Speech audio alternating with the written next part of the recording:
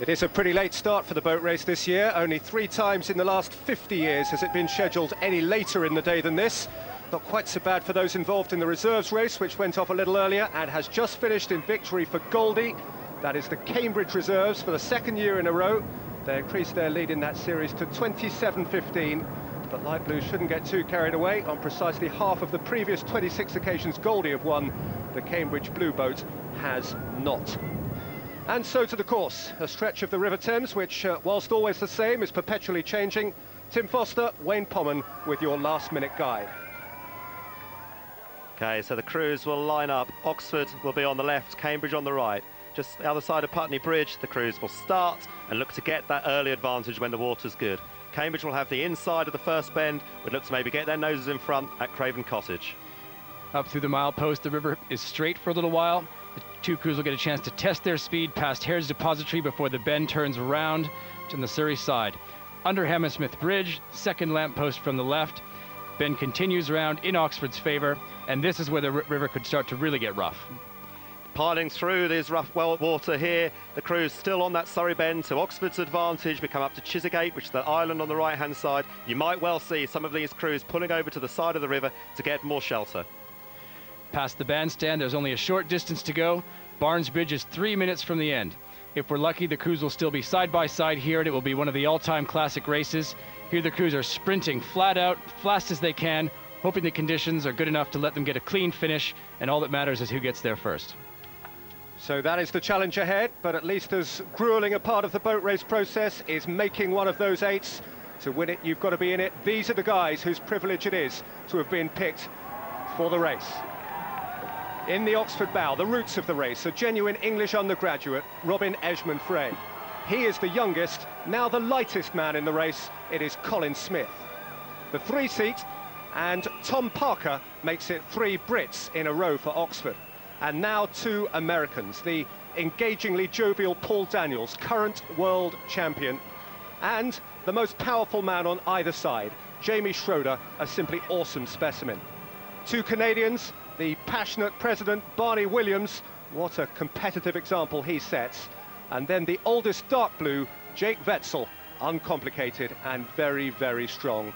The stroke is the man that they call Le Métronome, Bastien Rippel of France.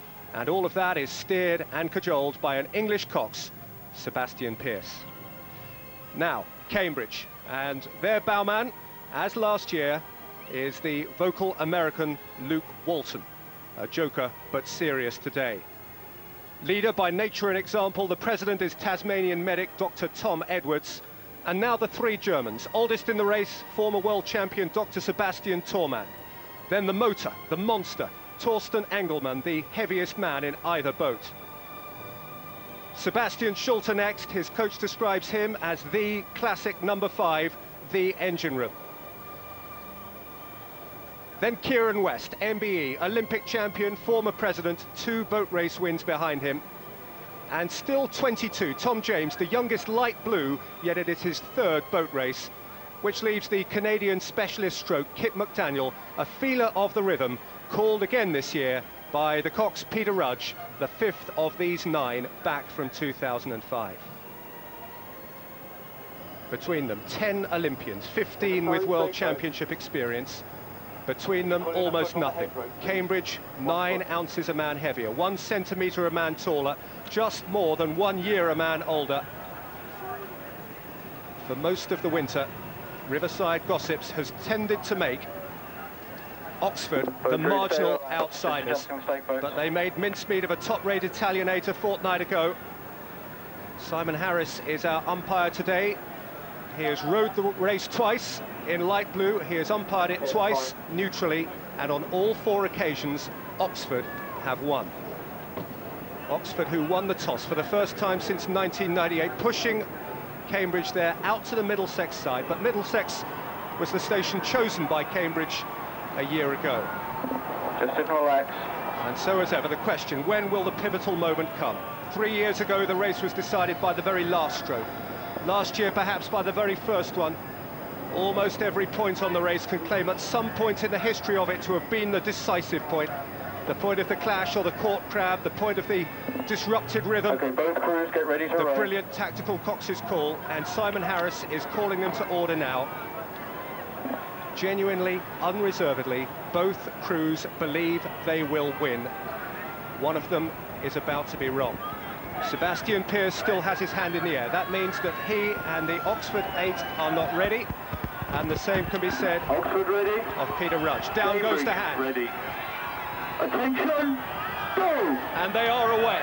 4 miles and 374 yards, off into the wind and the rain and the tide, defying nature now for around about 600 strokes. A mercifully prompt getaway in 2006, and as ever, the early yards, the initial strokes of the utmost importance. You can't win the race this early, but you can go a fair way towards losing it. Cambridge felt that last year. Momentum, position, rhythm, all key right from the start. Tim Foster. Oxford got a very, very good start there. A clean start by both crews, but it was Oxford who went off at 44 strokes a minute. They've already got into a half-length lead. We expected Cambridge to have a good start, but it's Oxford who take the early initiative. And Wayne Plumman, this has to be Cambridge's part of the race. Absolutely. Cambridge felt they had a very fast start. In training this morning, they had a fantastic start, and here it's Oxford that sees the advantage and already has put Cambridge on the back foot by about half a length. The first couple of umpires' warnings were against Oxford, who have stolen the initiative here. Hell for leather, no compromise along the Fulham Reach, where the onus is very much on Cambridge on the Middlesex side, because once they reach the end of the Fulham Wall and Craven Cottage, the first of the bends will have unravelled. Oxford, yeah, once again got warned by the umpire. They're trying to get ahead and squeeze Cambridge over, make the most of this reasonable water to start with, make the most of that fast start, but they've got about half a length of squeeze. They've had to move back over, and Cambridge are now holding them. The only thing we are hearing, Wayne, in the early stages of the race from the umpire is the word Oxford. Oxford trying to push Cambridge over, trying to squeeze them in front. They're trying to capitalize on the good start they've had and put them under more pressure by starting to edge them over, steering in front, putting them under more stress. They are pretty close to each other, and Simon Harris is an animated figure. Noise from him, the noise from the shore at this stage is considerable, as at any stage until the very end. Past the boathouses, let's hear from the Oxford Cox, Seb Pearce. 2, 1, steady, 5.5. Okay, we're gonna fucking attack this bend, boys. Get ready for it.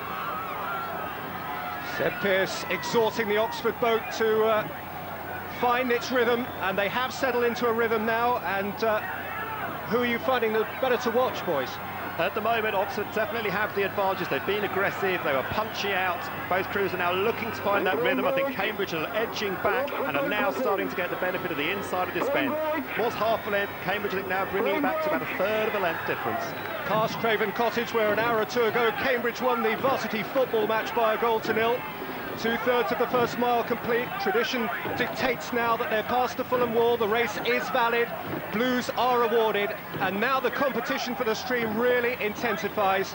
The stream being the deepest point of the river, and therefore the point where the water is at its quickest. It is fundamental to the winning of the race to find that point, lay claim to it, keep it. And that requirement, gents, is generally the root cause of any clashes. So far, they've been kept apart, Wayne. So far, there's plenty of distance between them. We don't have to worry about any controversy yet. What we're seeing right here is the start is not everything. Cambridge have found their rhythm, they're pulling back, and it's actually very, very close at this point. The concern for Cambridge is that the first bend has favoured them, and their requirement now is likely to be that they should hold on all the way around the outside of the massive Surrey bend, just more than a mile gone. The milepost has been reached, or is just being reached now. It's nowhere near record time. Record to the milepost, 3 minutes 17. We didn't expect it to be an especially fast race, but it is clearly going to be a competitive one. Cambridge rowing nicely now, that long rhythm that they were looking to find. I think James Cracknell questioned whether they could keep that length of stroke in their race pace, but they're doing that better than Oxford at the moment. Oxford a little bit higher in the rating than Cambridge, a punchier, more aggressive. Cambridge long and languid, and at the moment it's the Cambridge boat that's moving a little faster. Just more than a mile gone, about 3 to go. Already these super fit athletes piling up a considerable physical debt. Nervous energy spent in vast quantities over the day-long build-up. Emotional, mental energy as well. And there is a closeness between the blades here which is concerning the umpire. Yeah, both crews had to move there. Both crews came together fighting for that middle channel where the fastest stream is, and each cox is looking to get his crew in the best possible position. Personally, I'm looking at the way they're rowing at the moment. Cambridge just that bit more efficient around the front end. That catch, Oxford are missing water. There's a bit of mistiming between the oars on the left-hand side and the right-hand side of the Oxford boat. That suggests that they're not quite in sync. Cambridge are doing a better job right now. Concentration, consistency of stroke, efficiency of boat movement, need to derive maximum distance and speed from each drive through the water. Along Crabtree Reach, some 300 yards past the milepost on the Surrey side. They're going past the Harrods Depository now. And the side of that is in general an uplifting sight for the crew on the Surrey side. The Middlesex bend at Fulham has long since unwound. The next mile or so is weighted in favour of Oxford nearer the south bank, the Surrey shore. Yes, having said the good things about Cambridge, if I was in any boat at the moment, I'd choose the Oxford one. They're in a good position. We've had the Cambridge bend. That first Middlesex bend was in Cambridge's favour. The bend now for the next mile or the next 6-7 minutes will be in Oxford's favour. So they're going to have to go the shorter distance. Oxford are going to have to row around the outside and maybe in the rougher water. Those luxury apartments, which is what Harrods has become now, providing the perfect vantage point from which to witness a key point, the turning point in the boat race. To begin with, it is a fairly gentle bend, but once they're through Hammersmith Bridge, it becomes a tellingly tight turn. Absolutely. We saw the crews get very close there for a second. Fortunately, they've separated. We don't need a clash at this stage. What we see right now is some very flat water. In a couple of minutes, they're going to be right into the rough stuff, and that could make things more interesting. Line and position approaching the bridge, absolutely key. And they are absolutely neck and neck, nothing between the bows. They say the right line is beneath the second lamppost from the left. That is what boat race folklore dictates. It's very hard to say, though, who is navigating the better now, Tim Foster. I think both coxes have actually steered their boats very well. They're fighting well. I think Oxford are just pushing Cambridge that little bit wider, but the Cambridge cox is holding his line pretty well. What you can't do too much is be too aggressive, because as a cox, yes, you want to get the best line, but you have to let your crew row and settle down into a rhythm at this stage. The next 3 minutes are absolutely crucial for Oxford. They've got to take full advantage of the bend in their favour. They've got to go foot to the floor to get ahead. Now they are making the turn. They're turning potentially into new weather. Closest to the boats for us, James Cracknell. How's it feeling on the river, James? It's livening up now as they've come through Hammersmith. As they come through Hammersmith, Oxford held their course very well and pushed Cambridge out of the stream, and it's just starting to chop up now. There's a lot of water flying about. And you heard the mid-race surge of supportive noise, potentially to reinvigorate these 16 exhausted oarsmen through choppy waters. I thought it was a very good move there by the Oxford cox. He held his line very well, pushed Cambridge over, and then called a push and made his crew that are already probably screaming with effort and energy to push that bit harder, make the most. Okay, it's getting rougher, it's not going to get any better. They're making the most of their move now. Maybe Oxford are trying to win this race in the next 2 minutes. The course is turning, the conditions are turning for the worse. Look at the spray there, and look at the water hitting the Oxford cox here, Seb Pearce. Hold there in the rock! Kick them hard! Yeah! Now keep driving it on, boys!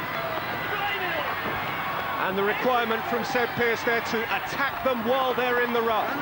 Keep Cambridge in the nasty water and make it as smooth for themselves as possible in the Oxford boat. It's become less now a challenge of rhythm and rate and speed and grace, and more a rugged exercise in the simpler, rudimentary requirements, staying afloat, staying together, just moving. I do not like how it looks for Cambridge here. They've been in some rougher water than Oxford. When the Oxford had a slight bit of shelter, they may be taking on some water, and I believe they have no pump today. They cannot get rid of any water they take on board. Yes, Oxford have a pump on their boat that will try and get rid of any water that does come in. Because of the design of the Cambridge boat, they can't get rid of any water, and it isn't looking good for them at the moment. They are taking in water, and they are having to carry that weight down the course. Oxford are maybe moving a little bit cleaner through it, and Cambridge are struggling at the moment. Horrid conditions. I spoke with Dan Topolsky, perhaps the oracle of boat race business this morning, and he said it will be a slugfest from this point. And so it is proving. The perception is that Cambridge are a boat with grace and Oxford are a boat with real growl, and the growl is working. Cambridge Cox has made the decision to come in towards the Surrey station. They're now coming in behind the Oxford boat. Because Oxford have got a length distance, it's Cambridge have decided to come out of the fastest stream and into the nicer water. He had to make that decision because his boat was starting to take on water. It's starting to look very heavy in the Cambridge crew there. They may have taken on some water. Oxford overrating them by 2 beats, as you can see at the bottom of the screen. Cambridge have spent most of the winter as most people's fancies. The favourites of the Riverside gossips have been Cambridge, but they didn't take into account the particular conditions that are flying into the face of these horsemen on the big day, and Oxford have reacted to those conditions with guts, and they have a length advantage and possibly more. Let's not forget it is hard for Oxford as well. We can see from the pictures there that they're crashing through the waves too. They're not getting such an easy ride. They're just coping with it a bit better than the Cambridge crew. It's not easy. They've been going for over 10 minutes now, so lungs are screaming, legs are burning. They need to keep on control of that boat, of their oars, and keep going at this race. 6 months of raw training now being barged and buffeted by one afternoon of raw Mother Nature. And Oxford have dealt with it better to this point. What, Wayne Pullman, is Cambridge's way back? They have to absolutely dig in and give it everything in the next minute or two. Oxford have a clear advantage. If they can't close the gap now, Oxford will be able to smell the finish line and they'll be straight off home. Past the Chiswick steps, and that is a nasty boat to be in. The Cambridge Cox Peter Rudge will have a view of Oxford and will have a view that they are still catchable. But that is the umpire's view, and it tells a story. Oxford have battled through the mucky water, they've come through the mud, and they have established a lead which, if not quite irretrievable, is getting close to that now.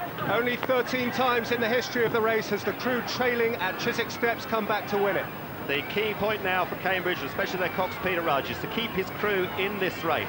It isn't just about getting your nose in front, but the first mark for Cambridge is to get their bows level with the Oxford stern and make Oxford move over, because the Oxford bend is just about over now, and this last bend, if Cambridge can get themselves level with Oxford, will come in Cambridge's favour. So they need to make sure that they kick this next minute and a half hard and try and get back at least to vaguely level terms.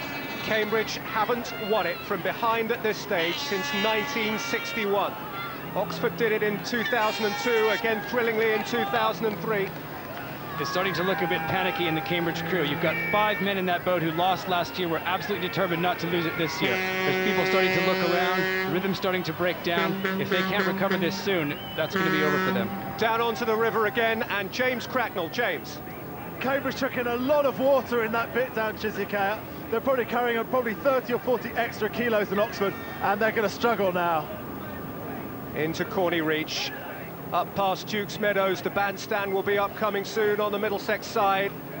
The huge Surrey bend has now unwound, and what advantage the course still has to offer is on the Middlesex side, theoretically with Cambridge, but that no longer is necessarily the case, Tim. No, with Oxford so far ahead, they can come over and use the Cambridge station. So it is imperative that Cambridge do try and come back. But as James Cracknell says, Cambridge are carrying an extra 40 kilos of water in their boat, and they're going to have to pick that up every time they put the oars in the water. It's going to be tough. It is a shame that the conditions have played such a role here. If you have one crew that's carrying an extra man in the boat in the form of water, it totally covers up. Perhaps 5 minutes more to go. 5 minutes at the end of a life engulfing project to which they have devoted themselves since last September. 5 minutes remaining of an experience into which these boys have invested their lives, bodies and souls, for which they have made huge personal sacrifice in pursuit of grand personal glory. 5 minutes between all of that and all or nothing as we come up now to the key marker that is the bandstand on the Middlesex side. And what will that signify to those in the leading boat, Tim? If you're in the Oxford boat at the moment, you'd be very happy to see that bandstand and the approach to Barnes Bridge, because you know you're in the best position, you can see your opposition, you're probably not feeling so bad. Yes, you're tired, but the smell of victory is there for you if you want it.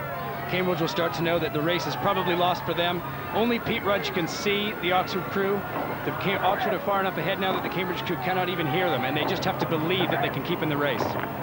Barnesbridge, according to the rules of the race, must be shot through its central span, and once they are through it, they have just 1,250 yards left to row. It is Oxford's to lose now. Yes, I think we could talk about conditions, and yes, they have played a factor, but also we have to give credit to this Oxford crew, because yes, they made the best of those conditions, and as we heard Seb Pearce, the cock, saying, we're going to attack them in the rough stuff. A lot of crews would have been frightened of that rough water, but Oxford actually attacked in it and took advantage of it when it was there. Yes, massive credit to this Oxford crew.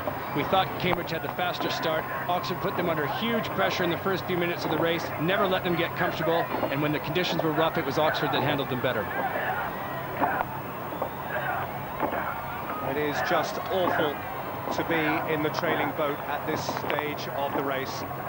A stage of the race when everything that they have sacrificed to be in it may be flashing in front of their eyes, when the pain is in their hearts and in their bodies.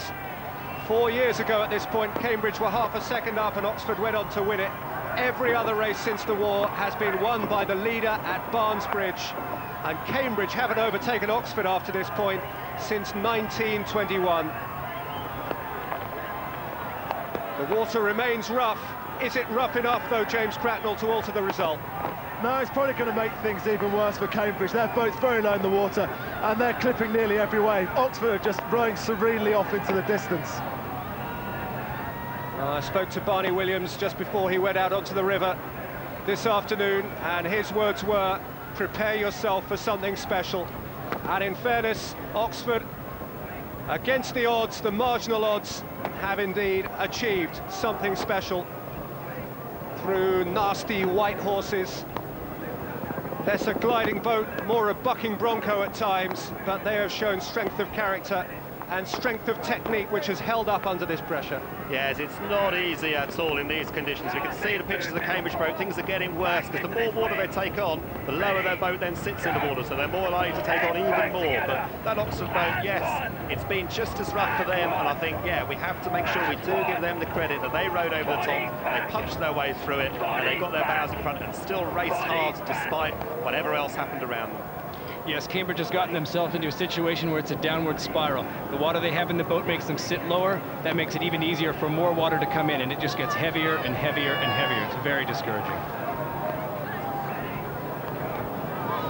Now, simply pain.